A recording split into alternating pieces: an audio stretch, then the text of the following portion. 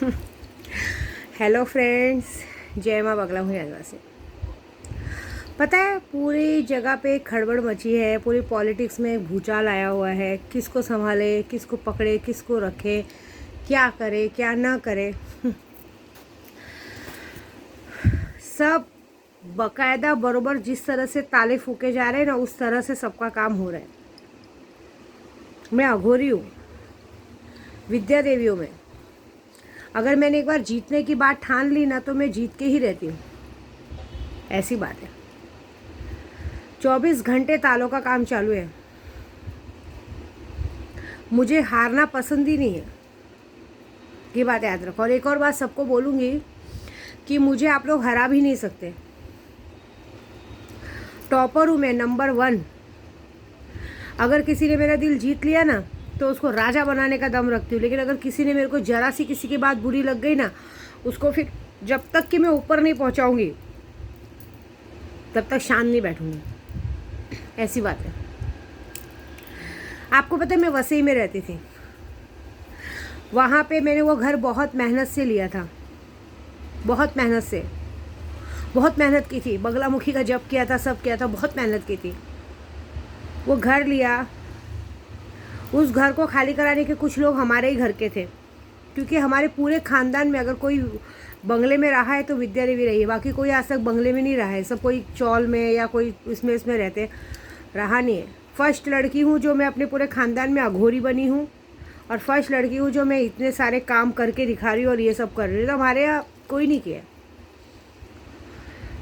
उधर उस आदमी की गलत नज़र थी, तो उस आदमी की गलत नज़र भी थी, और उसको कुछ लोगों ने भड़का दिया था कि इससे पैसे नहीं मिलेंगे। उसका एक लड़का पागल था। उस पागल लड़के ने उस पागल लड़के के बहाने उसने मुझ पे नाम डाला कि ये पूजा पाठ करती, काला जादू करती, इसने मेरे बेटे को पागल बनाया, जो कि बचपन से पागल था। ठीक है। मुझे पुलिस वालों ने बोला, मैम आपको खाली करके जाओ जब ऐसा। तो मैंने बोला कि मैंने पैसे दिए हैं। तो बोले वो मिल जाएंगे, लेकिन यहाँ मतलब नहीं है ना कुछ। कोई बात नहीं। मैं वहाँ से निकली। वहाँ से निकल के आने के बाद मुझे लोगों का षड्यंत्र पता चला। मैं गोराई में आई। गोराई में आई। मैं आज भी भूलूंगी नहीं। जिन लोगों की मैं पूजा करती थी, उन्हीं लोगों ने मेरी मदद की। उन्होंने मेरी मदद की। मैं गोराई में पहले सोसाइटी में रहती थी। सोसाइटी में मैंने प्रण लिया कि जब तक कि मैं अपने बंगले में नहीं जाऊँगी, मैं शांति से नहीं बैठूँगी।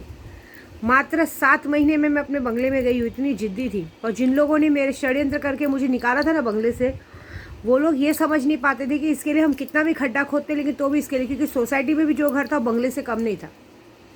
और जिसने मुझे निकाला था ना अपने बंगले से, मेरा पैसा भी खा लिया, पैसे भी मेरे दिए नहीं। जिसने मुझे निकाला था ना, उसने अपने बेटे का नाम लिया था ना। उसका बेटा ज़्यादा नहीं, कुछ 1-2 महीने के अंदर मर गया। मुझे बहुत दिनों बाद उसके यहाँ से किसी से खबर आई कि उसने आपके ऊपर नाम डाला था, उसका बेटे को अचानक से क्या हुआ, उसका बेटा मर गया। 7 महीने में मैं अपने गोराई में बंगले में गई। जिस बंगले में गई वो आंटी बहुत अच्छी थी, कल्पना आंटी। वो जब तक जिंदा थी, उन्होंने कभी, मतलब उसके बच्चे इतने हरामी थे, उनके बच्चों ने हमेशा उसको चढ़ाया। उसकी बेटा बेटी तो उसको देखते ही नहीं थे, उसको घर में भी नहीं लेते थे। मैं लेती थी, लेकिन कैसा ना, वो थोड़ी एजेड थी, तो मेरा भी कभी कभी चिड़ हो जाता था। तो भी उस घर में मैं 6-7 साल रही, भाड़ा दिया, झूठ नहीं बोलूँगी। वो आंटी एक ही जिद पे थी कि मुझे बीना को ही घर भेजना है। मेरा नाम असली तो पहले बीना ही था ना, अभी विद्या देवी है। आप यकीन नहीं मानोगे, वहाँ पे एक एजेंट था, जिस एजेंट को कभी भी मैंने उस आंटी ने उसको बीच में नहीं लिया था, बल्कि मैंने बीच में लेके उसको पैसे दिए। और हमेशा मैंने जब भी एग्रीमेंट बढ़ाया, उस आदमी को मैं पैसे देती गई, लेकिन वो भी नवा खराब निकला। लॉकडाउन आ गया भाई, लोगों ने मुझे नशा दिया। नशा देने के बाद मेरी ज़िंदगी ख़राब हुई। आपको पता है, पिछला जब नशे के टाइम का 2 साल मेरा बहुत ख़राब गया, लेकिन तो भी मैं उस नशे में भी पूजा पाठ करती थी। तो भी लॉकडाउन आ गया, कुछ ज़्यादा नहीं, कुछ थोड़ा लॉकडाउन का ही कुछ 4-5 महीने का पैसा बाकी रह गया। नहीं तो लॉकडाउन के टाइम भी मैंने उसको 1.5-2 लाख रुपया दिया। जब पूरी मुंबई, पूरा महाराष्ट्र बंद था, तब दिया। थोड़ा पैसा रुक गया था, क्योंकि मेरे घर में भी लॉकडाउन आ गया था, और मेरे पति पे भी, बोली थी ना आपको, मेरे प्रदू पे भी केस वेस चल गया था, तो उसमें सारे पैसे चले जा रहे थे। उस लॉकडाउन जैसे टाइम पे तो किसी का 1 रुपया नहीं था। थोड़े से पैसे बाकी रहने की वजह से, और उस वक्त मैं, आपको पता था मैं प्रेग्नेंट जैसी थी, पेट इतना बड़ा था। आज पेट से बताऊँ आपको, मेरा पेट पूरा अंदर गया ना, मेरे पूजे पाठ के ज़रिए, मेरे सैलानी बाबा, मेरे मस्तान बाबा के ज़रिए चीज़ें मेरी, मैं ठीक हुई हूँ। बहुत बहुत बड़ी बात है। सब लोग आज जो भी मुझे देख रहे हैं बता रही आपका पेट एकदम गायब हो गया। तो कोई भी देखता तो बोलते थे 10 महीने 12 महीने का बच्चा दिख रहा है, इतना तो कभी रहता नहीं, इतना बड़ा पेट था। और आज अभी जो भी मुझे 2-3 दिन से देख रहे हैं, अरे दीदी आप तो लगता ही नहीं कि आप प्रेग्नेंट हो, पूरा पेट आपका एकदम सपाट हो गया, एकदम अच्छे दिख रहे हो आप, ऐसा। वो आंटी मर गई। अब सीधी बात है, लॉकडाउन में जब लॉकडाउन के टाइम का कुछ 2-3 महीने का भाड़ा बाकी रह गया था, देते तो चली आ रही थी मैंने उससे कहा था आप रुको, मैं आपको आपका पैसा दे के अब मेरा घर हो जाएगा, मैं ये घर खरीद लूँगी, आप रुको। लेकिन वो आंटी मर गए थे ना, वो आंटी मरने के बाद नालायक बच्चे लोग ने किया, उन लोगों ने मेरे साथ कुछ षड्यंत्र रचने को सोचा। कोई बात नहीं भाई, अपनी इज्जत अपने हाथ, भाड़ा कहीं भी देंगे रहेंगे। वहाँ गई, ज़्यादा मात्रा झूठ नहीं बोलूँगी, मुश्किल से कुछ 7 से 8 महीना बीता रहेगा। वो लड़के को 5 साल से बच्चा नहीं था, बच्चा भी हुआ, 7 से 8 महीना बीता रहेगा। खबर आया कि उसको हार्ट अटैक आया, उसकी मौत हो गई। तो और वो छोड़ो, उसके बाद कुमाता एक ऐसी औरत थी जिसको मैंने कभी उसका कुछ नहीं बिगाड़ा था, लेकिन वो हमेशा मेरे पीछे पड़ी रहती थी, हमेशा। मतलब उसकी मेरी बर्बादी की शुरुआत उसने की थी। तो मैंने भी फिर प्रण ले लिया था कि या तो ये जंगल में कोई एक ही शेर रहेगा, जंगल में एक ही शेर रहता है, या तो ये रहेगी या तो मैं रहूँगी, क्योंकि ये जब तक रहेगी मुझे जीने नहीं देगी, और मुझे जीना है तो इसको मरना पड़ेगा। क्योंकि ये कुमाता जैसी औरत इतनी ढीठ रहती कि ज़िंदगी में कभी किसी को आगे नहीं बढ़ने देती। फिर तो मैं नहा धो के पूरी तरह से लग गई। जानती थी कि वो भी बहुत पावरफुल थी, लेकिन मैं जानती, मुझे हमेशा 2-3 बार टोन मारा गया था, कामाख्या की पुजारी रहा, बोल रहे उखाड़ के बता ले मेरा। कोई बात नहीं, एक बार जीत पे अड़ गई, क्योंकि मैं हमेशा देखती थी कि मैं पीछा छुड़ाने को देखती थी, मैं ध्यान नहीं देती थी ना, तो भी वो लोग मुझ पर ध्यान देते थे। हाँ मुझे याद है, मैं लास्ट टाइम जब अपने बच्चों के साथ, मेरे बेटे के साथ कामाख्या गई थी, तब उन लोगों ने मुझे जानबूझ के ट्रोल किया था और ज़बरदस्ती मेरे को मतलब वो करने को देखे थे। और उन लोगों ने एक टोन मारा था कि देख तेरे और तेरे पति पे हम लोग केस नहीं करते तो बता देना, समझ जाना। बस उसी दिन मैंने कसम खा ली थी। फिर अब तो मैं इसको, अब ये मेरे परिवार तक आ गई है, मुझ तक आई ठीक है, मेरे बच्चों को अनाथ करने को जगह ठीक है, लेकिन अब तो ये मेरे पति तक आ रही, क्योंकि मेरे लिए मेरे पति और बच्चे मेरे लिए बहुत मायने रखते हैं। मैं अपने मेरे मुझ तक कोई आए ठीक है, लेकिन अगर कोई मेरे परिवार तक आएगा तो फिर बात ख़त्म। फिर मैंने कसम खाई, फिर मैं ज़्यादा टाइम नहीं रुकी, फिर मैंने साल भर भी नहीं बीता, 6 महीना भी नहीं बीता, मैं वापस जुलाई में, दिसंबर में तो आई थी, जुलाई में वापस गई कामाख्या, और जाके फिर पूरा महीना काम करके 1 महीने में काम तमाम कर दिया। क्योंकि हम लोग ऐसे हैं, तो जीत के तौर पे, तो अभी जैसे अब मेरे उद्धव बाला साहब ठाकरे को जिताना है मुझे, और इन लोगों को सबक सिखाना है, तो पहले तो इन लोगों को आपस में लड़वाना ही पड़ेगा। ऐसी बात है।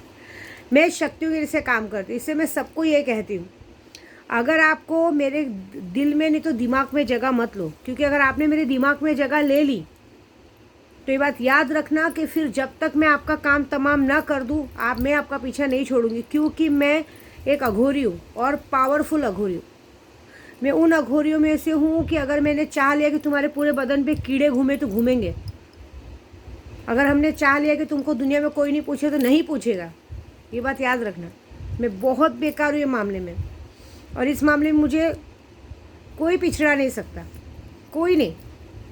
और एक बात बताओ, सब लोग मुझे कहते हैं ना कि आप ऐसे सबको उल्टा बोलते हो, मुझे कोई शौक़ नहीं है। पहल आप लोग की तरफ से होता है। मैं तो एक बच्चों के जैसा हमेशा सबको दिल से लगा के रखने को देखती हूँ। पहल आप लोग की तरफ से होता है, ठीक है ना। जिसको जैसे भी कितने लोगों को मैंने हमेशा सबको दिल से जगह दी है, चाहे कोई भी हो, काम वाले हो, पॉलिटिक्स में हो, कोई भी हो, सबको हम लोग दिल से जगह देते हैं। मैं हमेशा सोचती हूँ कि मेरी आदत कैसी मालूम है, मैं सोचती हूँ कि अगर मैं 100 रुपये कमाती हूँ तो सामने वाले को भी 100 रुपये बनाओ। मेरा एक मानना है कि अगर हम अपने चारों तरफ 4 खंबे खड़ा करेंगे मजबूत, जैसे मैंने आपकी मदद की, इसकी मदद की, उसकी मदद की, आप लोगों को पावरफुल बनाया, तो वो पावर कल मेरे काम आएगी। लेकिन इंसान अपने पावर में इतना गुम हो जाता है कि सामने वाले को ऐसा लगता है कि हम पावरफुल है तो इसको हमारी ज़रूरत है। काय की ज़रूरत। मैंने आज तक कभी किसी से हेल्प नहीं ली है, ज़िंदगी में नहीं ली है। मैं अकेले 1 मैन शो लड़ती हूँ। मेरी एक बात है, अगर आप मेरे दिमाग में बैठ गए, जैसे भी आज की तारीख में नमक हराम लोग बैठे हैं, ड्राइवर्स बैठे हैं, सब बैठे ना, आप लिख के लीजिए, अगर मैंने बोला है 24 मार्च तो 24 मार्च को इन सब की मौत होगी तो होगी। शुरुआत हो चुकी है, ऐसी बात है, ये बात तो है। मेरा ऐसे ही है, मेरे को किसी से कोई लेना देना नहीं है। मैं तभी लेना देना करती हूँ, मैं आपकी ज़िंदगी में तभी घुसूँगी जब आप मेरी ज़िंदगी में घुसते हो, तभी मैं आपकी ज़िंदगी में घुसूँगी, नहीं तो मुझे आपसे कोई लेना देना नहीं है। मैं किसी पे ध्यान भी नहीं देती हूँ। सांप कैसे एक बाजू में बैठा रहता है, लेकिन अब जब सांप को छेड़ोगे तो सांप डसेगा, तो वैसी बात है। आप अगर मुझे मेरी नींद से जगाओगे, मैं अच्छा खासा बात करूँ, उस बात में मुझे अगर ज़बरदस्ती करोगे, अपनी गलती नहीं मानोगे और सोचोगे कि बोलोगे मेरा कुछ नहीं बिगड़ेगा, मैं अघोरी हूँ, मैं आपको कुछ भी जवाब नहीं दूंगी। मैं अभी आपको बताऊँ, मैं राजस्थान में थी, मैं जिस घर में रहती हूँ उस ओनर की बात बताती हूँ। वो ओनर का ठीक है, आज 3-4 साल से इस घर में रहते, हो जाता है कभी दिक्कत परेशानी आ जाता है, कभी लेट फास्ट हो जाता है पैसे का। खाया तो नहीं ना, दिया है ना, बेगर दिए तो रहा नहीं है ना। मैंने उसको सिर्फ ये मैसेज किया था कि मैं बड़े लोगों का काम करने आई हूँ, पैसे आए, थोड़ा 2 दिन रुकना, मैं भिजवाती हूँ। भाई मैं अघोरी हूँ, करोड़पति नहीं हूँ, मुझे मेरे घर में लाखों करोड़ों नहीं भरे। उसने मुझे मजाक में, उसकी आज भी आदत है, कभी भी ना मुझे बोलेगा 100%, 500% ऐसे, मतलब वो ट्रोल करता है। तो मैंने उसको कहा कि ठीक है, मैं बोली मेरे उस वक्त मैं रात को दूसरे दिन अमावस्या था, पी हुई थी। मैंने कहा कि प्लीज़ इस वक्त आप रात को 10:30 बजे 11 बजे क्यों लेडीज़ से बात कर रहे हो, तुमको दिन में टाइम नहीं मिलता है, किधर है तो बताओ। जो कि उसके घर के बाजू में ही होटल पे थी मैं। और उसने सबसे बड़ा गलती क्या किया था कि अपने साथ तो आया है वहाँ के किसी आमदार को भी मिलने। एक तो मैं होटल में रुकी हूँ, मेरा रूम है, ऊपर से तुम किसी आदमी को लेके मेरे रूम के अंदर आ रहे हो। एक पैसे का अक्ल है, आ रहे हो और दरवाज़ा बंद कर रहे हो। क्या सोचेंगे कोई बाहर वाले कि एक माता जी के रूम में 2 आदमी क्या करने गए। मैंने उससे कहा मुझे तेरी औरत से मिला, मुझे बात करने नहीं मिले। मुझे उसने उस रात को ऐसा बोला कि तुम्हारा कभी दिन आता ही नहीं है। मुझे इतना गुस्सा आया कि जब मैं 3-3, 4-4 लाख रुपया इकट्ठा तेरे गांड में डाल रही थी भड़वे मादरचोद, तब तेरे को अच्छा लग रहा था, और आज जब जरा सा एक आध पैसा थोड़ा रुका तो आज बुरी लग रही हूँ मैं। हाँ, कुछ नहीं। मैंने उसको बोला 24 घंटे दे, तुझे बताती हूँ। उसने कहा जा 36 घंटा दिया। आज की तारीख में वो आदमी गंदी तरीके से बीमार है, गंदी तरीके से बीमार है। और एक बात बताऊँ, आज की तारीख में दुश्मनों को ट्रोल मत करो यार। आज की तारीख में देख लो, देखो अभिषेक घोषल ने अपने दुश्मन पे भरोसा किया, गया गोली से मार दिया।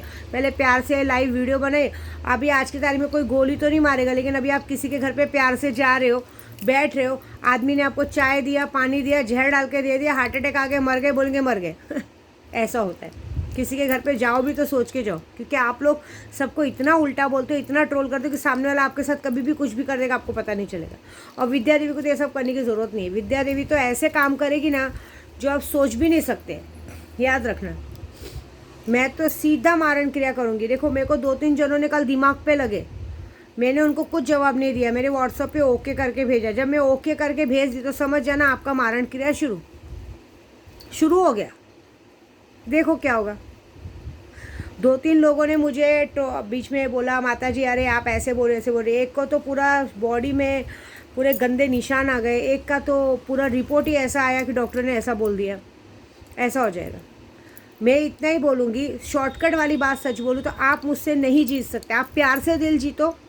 मैं बोलती हूँ देखो मैं अघोरी हूँ, आपका मेरे पास, आपने मुझे पूजे का पैसा दिया या आपका पैसा मेरे पास है, आप मुझे प्यार से बोलो, विद्या देवी जान निकाल के देगी।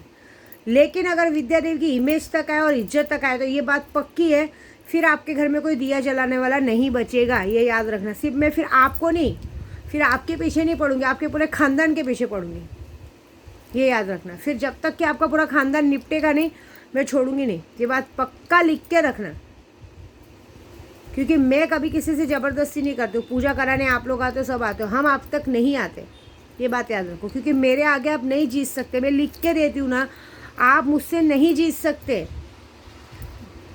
जितनी कोशिश करनी कर लो। क्योंकि आप एक वक्त में एक माला अभी जाप नहीं कर सकते, मैं एक वक्त दिन भर में 50 से 60 हज़ार माला मेरा जाप चालू रहता है। मेरे घर के बाहर कम से कम दर्जनों ताले फेंके रहते हैं। इससे मैं कहती हूँ मेरे से प्यार से रहने में ही भलाई है। मेरे दिमाग पे आप लगे उस दिन आपका आखिरी दिन हो गया, समझ जाना, ऐसी बात पक्की है। फिर उसके बाद आपको इस दुनिया को कोई पंडित, कोई तांत्रिक, कोई एस्ट्रोलॉजर, कोई बाबा नहीं बचा सकता, ये लिख के लेना। पहली शुरुआत आप लोग से होती है, मैं नहीं करती हूँ। मैं कभी किसी को शुरुआत में नहीं उल्टा बोलती हूँ, मेरी आदत है, मैं तो दिल खोल के सबको मान सम्मान देती हूँ। मेरा मान सम्मान सब लोगों को हजम ही नहीं हो पाता है, उस बात का सब गलत फ़ायदा उठा लेते हैं और फिर अपनी मौत को दावत दे देते हैं। क्या कर सकते हैं? तो थोड़ा सा इधर दिमाग में रखो, ठीक है। जय माता दी।